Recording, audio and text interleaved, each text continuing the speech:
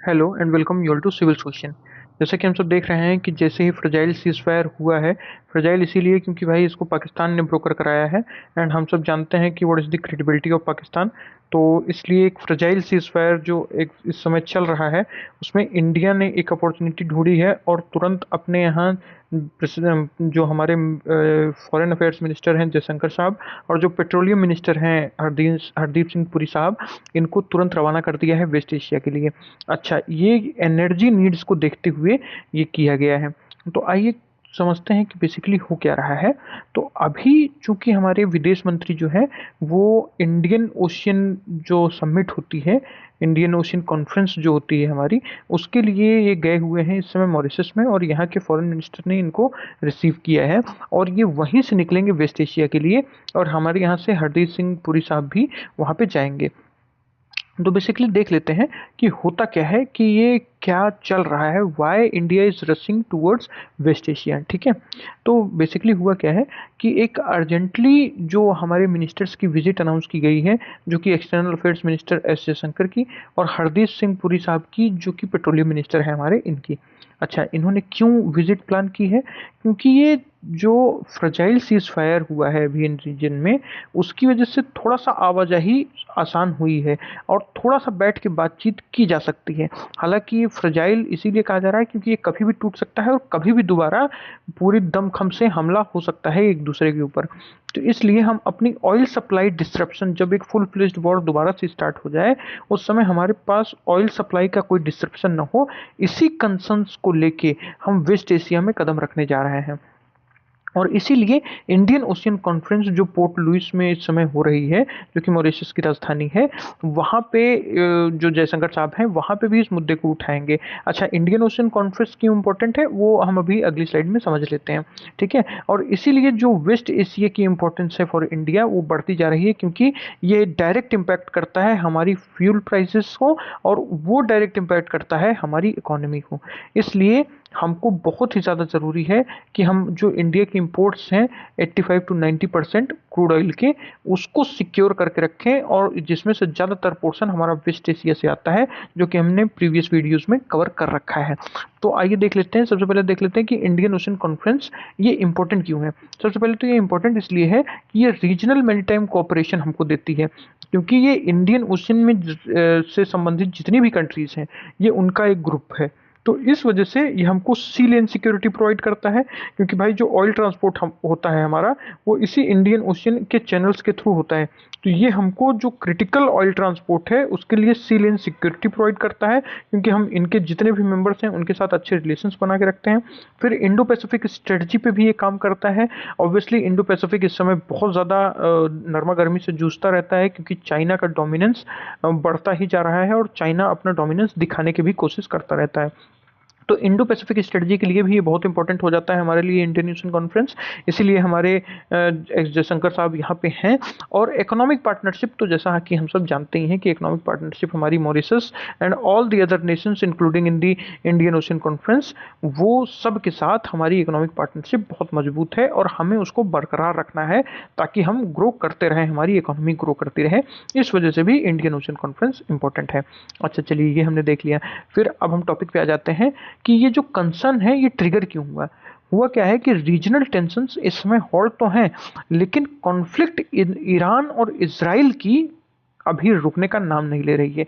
ये सिर्फ एक टेम्परेरी सीज फायर है, जो कि बहुत ही ज़्यादा फ्रजाइल है। हम ये इसराइल का अटैक देख ही रहे हैं। हालांकि अभी अभी इसराइल के तरफ से भी ये आ रहा है संदेश कि हम लेबनान से बातचीत कर सकते हैं, बट ईरान के लिए अभी उसने कुछ नहीं कहा है। तो बहुत ही ज़्यादा फ्रजाइल ये लग रहा है जो भी इस समय चल रहा है। तो इसलिए हम ऑयल सप्लाई रूट्स में डिसरप्शन नहीं चाहते हैं, जैसा कि स्टेट ऑफ हॉर्मूज में हुआ है। इसलिए हम तुरंत वेस्ट एशिया के लिए रवाना हो गए हैं और वेस्ट एशियन कंट्रीज से मिलके हमको दोनों तीनों चीज़ें अपनी इंश्योर करनी है, और ताकि हम प्राइस वोलेटिलिटी जो ग्लोबल मार्केट में चल रही है उसको मैनेज कर पाएँ। नहीं तो हमारे यहाँ अगर महंगाई बढ़ना चालू हुई तो थमेगी नहीं, बहुत ही ज़्यादा तेज़ी से आगे बढ़ती चली जाएगी। इसलिए हमने अपने दोनों मिनिस्टर्स को भेजा है, जयशंकर जी को भी भेजा है और पुरी जी को भी भेजा है।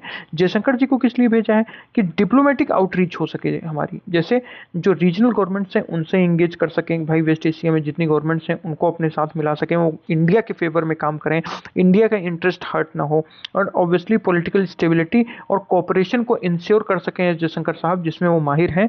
इसलिए उनको आगे फॉरवर्ड करके वेस्ट एशिया में भेजा गया है, और कंसेंसस बिल्ड कर सकें, जो कि इंडियन ओशियन कॉन्फ्रेंस जैसे जो फोरम्स हैं उसमें कंसेंसस, जितनी भी कंट्रीज हैं उसमें कंसेंसस बिल्ड कर सकें कि भाई फ्री पासेज होगा ऑयल का, और कोई ऑयल सप्लाई में डिस्ट्रप्शन नहीं आएगा, ताकि इंडिया की जो एनर्जी सिक्योरिटी है वो बरकरार रखे। ये काम रहेगा एस जयशंकर साहब का। अच्छा, तो फिर पुरी साहब को क्यों भेजा है? ये एनर्जी डिप्लोमेसी पे काम करेंगे पुरी साहब। एनर्जी डिप्लोमेसी कैसे? कि ये सिक्योर करेंगे जितना भी ऑयल सप्लाई कॉन्ट्रैक्ट्स है इंडिया के पास, वो बिना रुकावट के वो इंडिया पहुंचता रहे, ये इसके लिए काम करेंगे। फिर ये इंपोर्ट्स को डाइवर्सिफाई भी कर सकते हैं। भाई हम सिर्फ जो मिडिल ईस्ट की जो कंट्रीज हैं उनमें ईरान, यूएई, सऊदी अरेबिया, इन्हीं मेजर कंट्रीज से क्यों ले सकते हैं? और भी जो मिडिल ईस्ट में जो कंट्रीज हैं वेस्ट एशिया में, उनसे भी और ज़्यादा हम कॉन्ट्रैक्ट्स लेके हम और ज़्यादा जो अपनी सप्लाई हो वो बढ़ा सकें और डाइवर्सिफाई भी कर सकें, ताकि हमारी एनर्जी नीड्स की सप्लाई में कोई डिस्ट्रप्शन ना आए, चाहे कितना भी वॉर इंटेंसिफाई क्यों ना हो जाए। चलिए, एक ये हो गया डाइवर्सिफिकेशन ऑफ इंपोर्ट सोर्सेज। फिर कोऑर्डिनेशन ये करेंगे ऑयल प्रोड्यूसिंग कंट्रीज के साथ, क्योंकि सबसे ज़्यादा जो ऑयल प्रोड्यूसिंग कंट्रीज हैं वो वेस्ट एशिया में ही हैं, तो इसलिए उनके साथ कोऑर्डिनेट करेंगे ऑब्वियसली, ताकि हमारी सप्लाई मेंटेन रहे। तो ये डुअल ट्रैक डिप्लोमेसी कहा जा रहा है, जिससे पॉलिटिकल और इकोनॉमिक एंगेजमेंट हम दोनों एक साथ करने वाले हैं। हमारे दोनों मिनिस्टर्स इसीलिए एक साथ जा रहे हैं। अच्छा, फिर क्या हुआ? जो इंडिया का जो इमीडिएट ऑब्जेक्टिव है और स्ट्रेटजिक कंटेस्ट है वो हम देखेंगे। इमीडिएट ऑब्जेक्टिव क्या है इंडिया का? इंडिया इंश्योर करना चाहता है अनइंटरप्टेड ऑयल सप्लाई। ठीक है भाई, क्योंकि हमको सप्लाई चाहिए ऑयल की, ताकि हमारी एनर्जी नीड्स फुलफिल होती रहे, नहीं तो एनर्जी शॉक लग जाएगा पूरे देश में।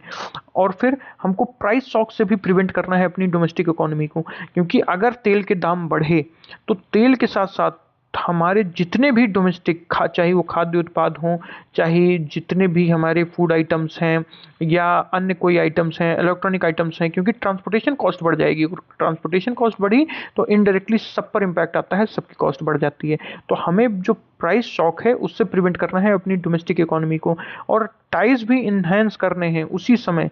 किससे? गल्फ कंट्रीज के साथ। भाई जितनी भी गल्फ कंट्रीज हैं वही मिडिल ईस्ट कंट्रीज का भी पार्ट है, ऑलमोस्ट सारी तो मिडिल ईस्ट कंट्रीज का भी पार्ट है। तो हमसे उनको भी स्ट्रेंथन करना है, उन कंट्रीज से भी अपने टाइज को स्ट्रेंथन करना है। और ऑब्वियसली सबसे बड़ा चीज़ जो सेफ्टी है इंडियन डायस्पोरा की, क्योंकि लगभग 9 मिलियन यानी 90 लाख से ज़्यादा लोग मिडिल ईस्टर्न कंट्रीज़ में रह रहे हैं जो इस समय वॉर से इम्पैक्टेड है। तो हमको उनकी भी सेफ्टी और सिक्योरिटी को मैनेज करना है। इस वजह से भी जो फॉरेन मिनिस्टर की विजिट है वो बहुत ज़्यादा इंपॉर्टेंट हो जाती है, जयशंकर साहब की विजिट।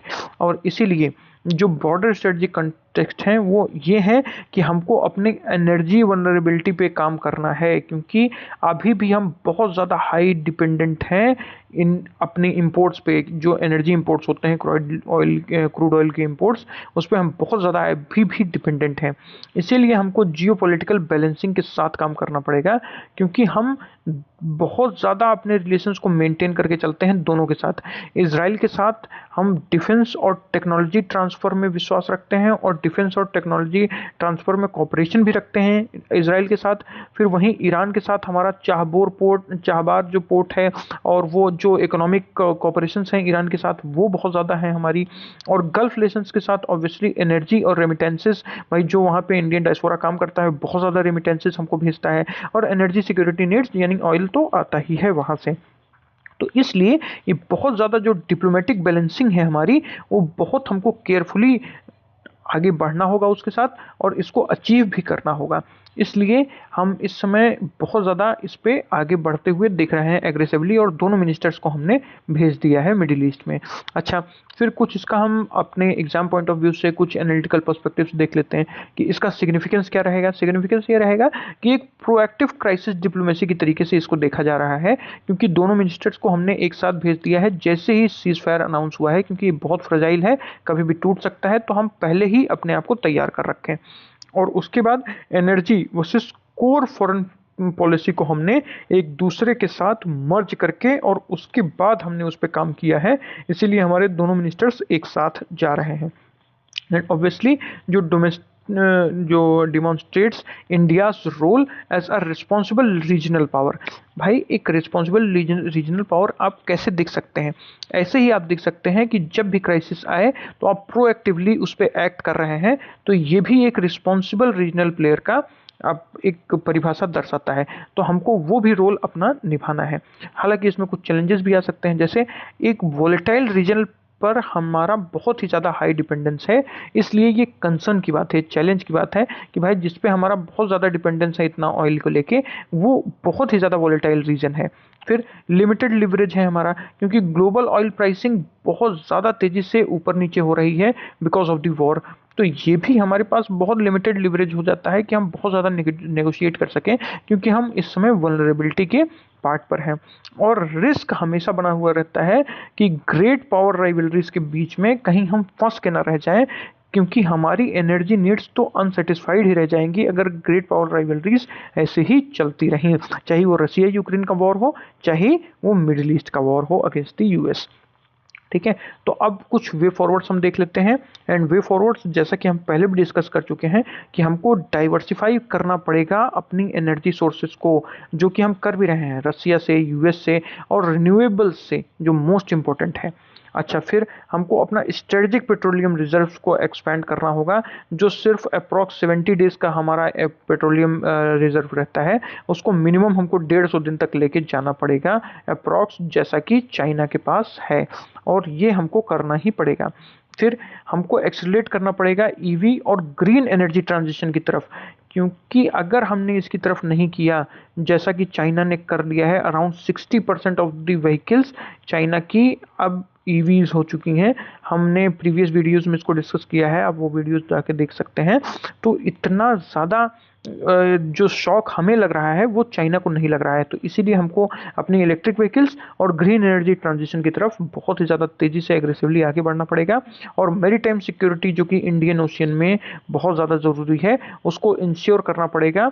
और ब्लू वाटर नेवी की तरफ इस समय इंडिया को बढ़ना ही होगा, ताकि वो मैरीटाइम सिक्योरिटी को स्ट्रेंथन कर सके। इसी के साथ अगर आपको ये टॉपिक समझ में आया हो, then like, share and subscribe to our channel. Thank you so much.